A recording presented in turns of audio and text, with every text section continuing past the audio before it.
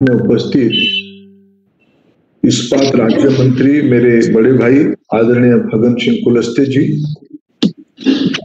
Industry के सारे प्रमुख मित्रगण, पीएचडी चैम्बर ऑफ कॉमर्स के अध्यक्ष मित्र संजय अग्रवाल जी, सेल के चेयरमैन अनिल चौधरी जी, नवीन जिंदल जी, वरिष्ठ अधिकारी मित्रगण और इस वेबिनार में जुड़े हुए विभिन्न जगह पे बैठे हुए मित्रगण,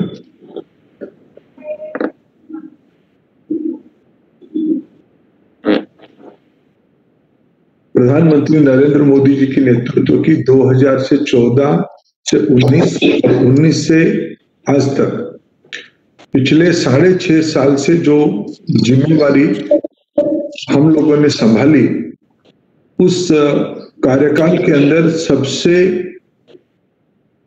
अधिक ध्यान, अधिक सुधार, अधिक रिफॉर्म कृषि सेक्टर में हुई होगी तो माइनिंग सेक्टर उसमें सबसे पहले आता है।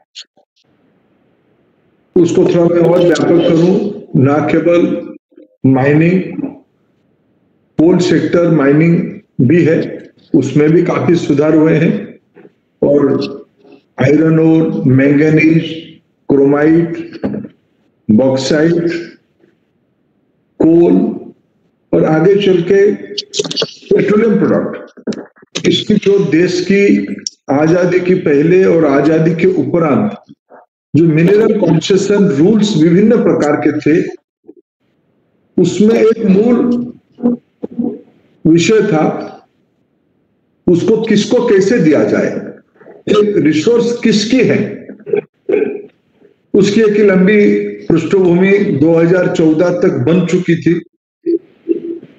मैं उस बैकग्राउंड को आपके सामने याद दिलाना नहीं चाहता, लेकिन एक विषय को लेकर देश के अंदर एक डिबेट उन दिनों में और उससे पहले भी चल पड़ी थी कि रिसोर्स किसके हैं, इस रिसोर्स के अधिकारी कौन है, मालिकाना किसकी रहेगी। ये सारे विवाद के अंदर भारत की सर्वोच्च न्यायालय ने, माननीय सुप्रीम कोर्ट ने कहा कि सारे संपत्ति की मालिक भारत की नागरिक हैं और इसको देने की नया प्रक्रिया अपनानी चाहिए,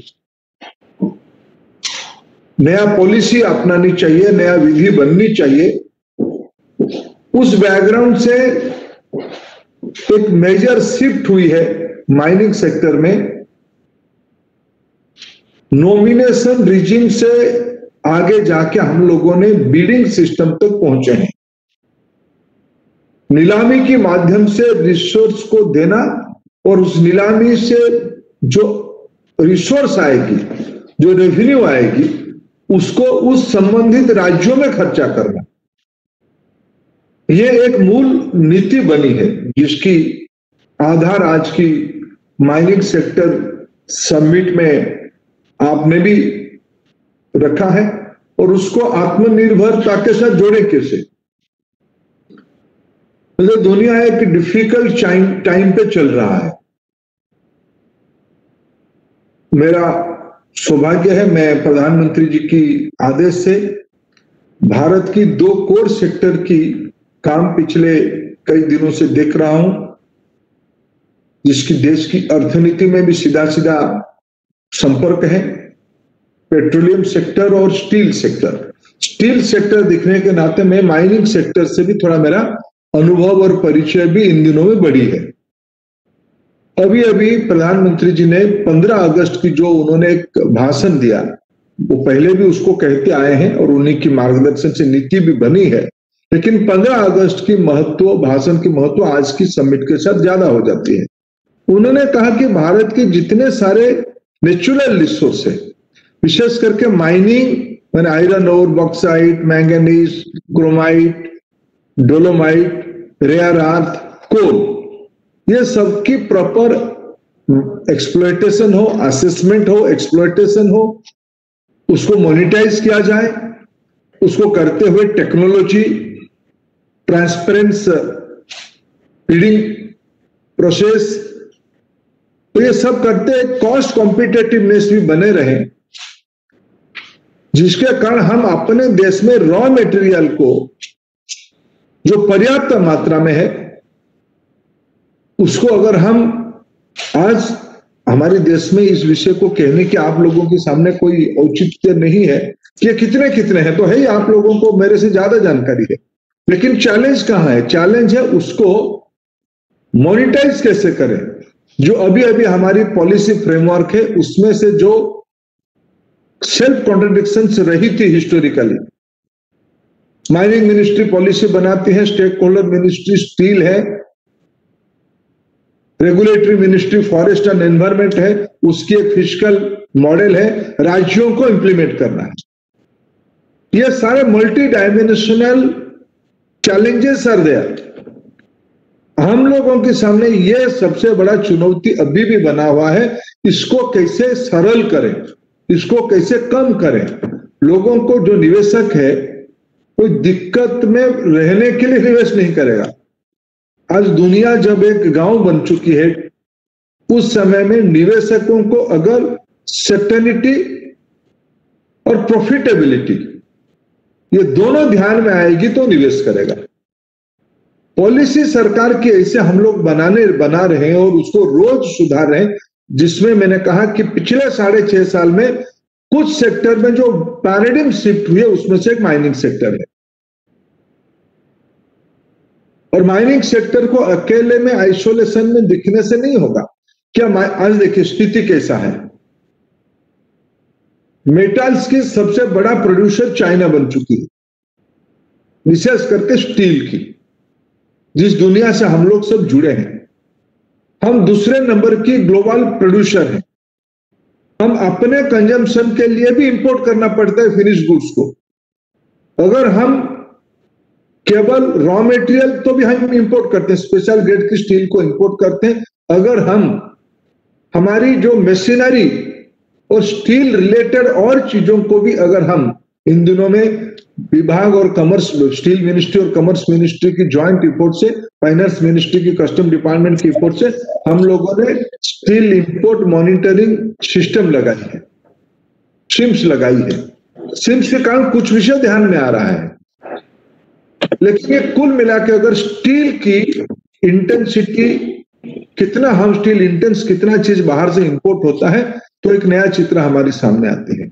रॉ मटेरियल यही है, एनर्जी रॉ मटेरियल यहीं भी उपलब्ध है, टेक्नोलॉजी आ चुका है कि यहीं की एनर्जी रॉ मटेरियल को भारत की आधारित कोयले से भी शिनगैस निकाल के हम कॉम्पिटिटिव प्राइस निकाल सकते हैं। ये सारे होने के बाद में हमको हमारी मार्केट के लिए इंपोर्ट करना पड़ रहा है। हम लेकिन आत्मनिर्भर भारत में ये कल्पना हम रखे हैं, हम अपने आवश्यकता को तो पूरा करेंगे, लेकिन हम ग्लोबल मैन्युफैक्चरिंग हब भी बनना चाहते हैं। इसके लिए आज जो हम कॉन्ट्रडिक्टरी अप्रोच में काम कर रहे हैं, हमको एक कॉम्प्लीमेंट्री अप्रोच पे काम करना पड़ेगा। इसी दिशा में हमारी सुधार की पाथवे बनी है, रिफॉर्म्स की पाथवे उसी दिशा में बनी है। इसीलिए जब आपके सामने मैं एक दो उदाहरण देना चाहूंगा। 2020 मार्च 31 को जो माइनिंग लैप्स हो गया, माइनिंग लीज जिनकी लैप्स हो गया, जिनको नया बिडिंग रूट पे मिला, उसको सहज तरीके से माइनिंग करने के लिए भारत सरकार ने 2 रेगुलेटरी कानून को बदला है। FCEC 2 साल के लिए ब्लैंकेट एक्सटेंशन की आपको पद्धति दिया गया, अनुमति दिया गया है। ऐसे अनेक चीज फैसिलिटेट किया गया है। सेल डिसरप्शन होगा, ये सबको ध्यान में था। सेल को पहले कैप्टिव माइनर्स की स्टाटस में अपने फाइन्स को बिक्री की अनुमति नहीं थी, आज हमने उनको बिक्री करने का अनुमति दिलवाया है। भारत सरकार के अन्य विभाग उसको कॉम्प्लीमेंट कर रहे हैं। उड़ीसा जैसे राज्य उसको आगे ले जा रहा है, झारखंड, छत्तीसगढ़, ये राज्य भी धीरे धीरे उस दिशा में काम करना शुरू करेंगे, ऐसा हमारी अपेक्षा है। आप लोगों की भी, PhD चैम्बर जैसे इंस्टीट्यूशन को भी उसकी कोऑपरेशन की आवश्यकता है। मित्रों, सारे बैकग्राउंड की उद्देश्य क्या है? उद्देश्य जैसे मैंने कहा कि भारत की रॉ मटेरियल की कॉस्ट इफेक्टिव मोनेटाइजेशन, हमें कोई लो प्राइस नहीं चाहिए। अगर मैं लो प्राइस कहूंगा तो माइनिंग मर्चेंट माइनर्स उसमें से हाथ उठा के कहेंगे आप हमारे सेक्टर के पीछे क्यों पड़े हो। लेकिन एक बार अभी तय करना पड़ेगा कि भाई आपको क्वांटम चाहिए या छोटे बास्केट में ज्यादा प्रॉफिट चाहिए। लो मार्जिन बड़े बास्केट में ज्यादा रेवेन्यू अर्निंग होगा या लिमिटेड स्पेस में हाई मार्जिन के काम आप करोगे। यही चैलेंज हमको जो समझ में आ रहा है, मेरा अंडरस्टैंडिंग जितना है मैं आपके सामने कह रहा हूं और अपेक्षा भी रख रहा हूं। मैं दिख रहा हूं माइनिंग के सारे इंपॉर्टेंट स्टेक होल्डर्स यहां और पॉलिसी कैंपेनर यहां बैठे हैं। आज माइनिंग, उससे आगे वेनिफिकेशन, उसके आगे पेलेट, स्पॉन्ज आयरन की इंडस्ट्री,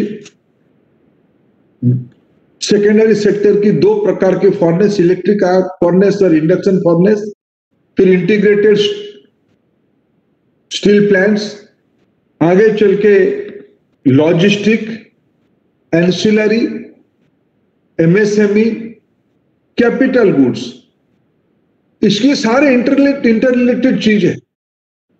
आज भारत में कई सारे एमएसएमई के लिए जो raw material, steel related raw material लगता है, वो स्क्रैप हो या लो ग्रेड की मेटल्स हो, उसको इंपोर्ट करने में सस्ता होती है भारत की उत्पादन करने के कंपैरिजन पे।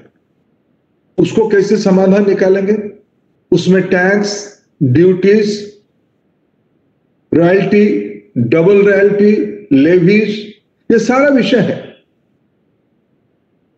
कुछ वैश्विक ट्रीटी भी है, कुछ देशों के साथ हमारी एफटीए है।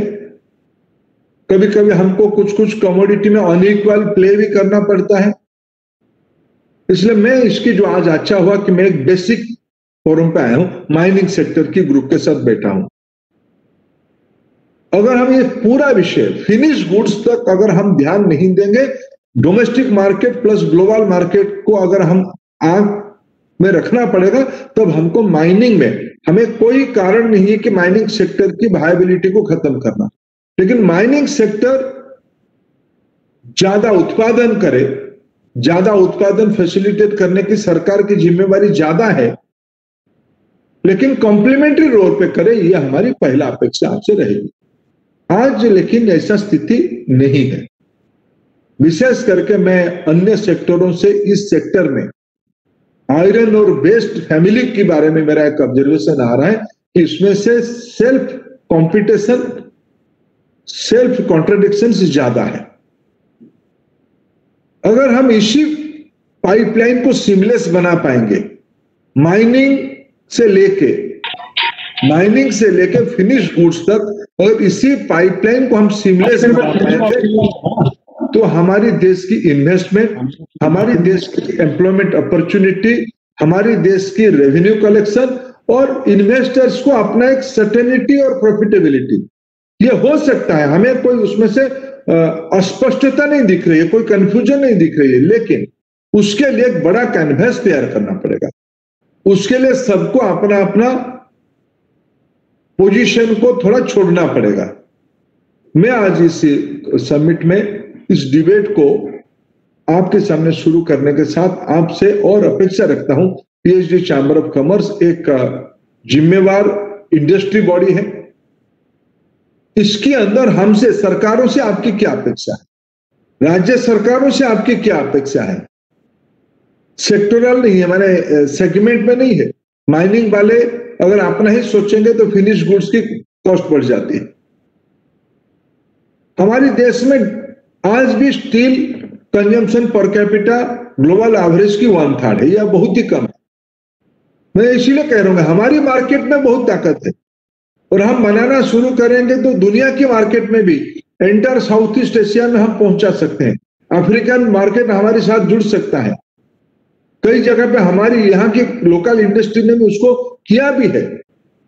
इसीलिए उसकी पहला काम करना पड़ेगा, जो उसकी बेस इलाका है माइनिंग सेक्टर।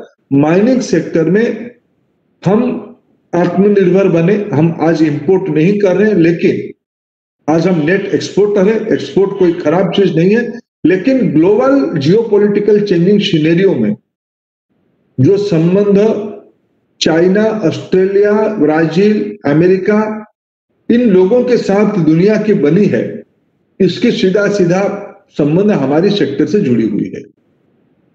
आज आयरन ओर की प्राइस बढ़ रहा है, ये रेशनल होनी चाहिए। उसके लिए क्या दिक्कत हो रही है उसको समझना पड़ेगा। मैं फिर कह रहा हूं कि इसके अर्थ नहीं है कि ये प्राइस क्रैश हो जाए, लेकिन ऐसा भी ना बढ़े कि इंडस्ट्री को वायबल भी हम ना रख पाए, सिर्फ हम एक्सपोर्ट सेंट्रिक हो जाए, हमारी डोमेस्टिक सेक्टर को दिक्कत आ जाए। ये सारा विषय को माइनिंग सेक्टर की मित्र लोग समझेंगे। आने वाले दिनों में technology, digitalisation, new business plan, ये सारे आवश्यकता है।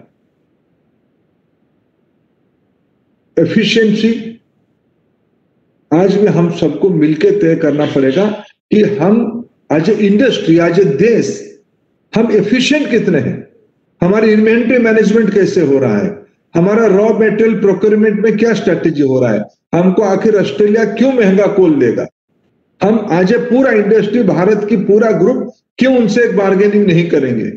आपके साथ भारत सरकार है, पूरा डिप्लोमेटिक चैनल आपके साथ खड़ा रहेगा, लेकिन इसकी प्रॉब्लम पेपर क्या है, क्या कहना है, ये सारा विषय पीएचडी चैम्बर जैसे व्यक्तियों को, संस्टिट्यूशन को बनाना पड़ेगा।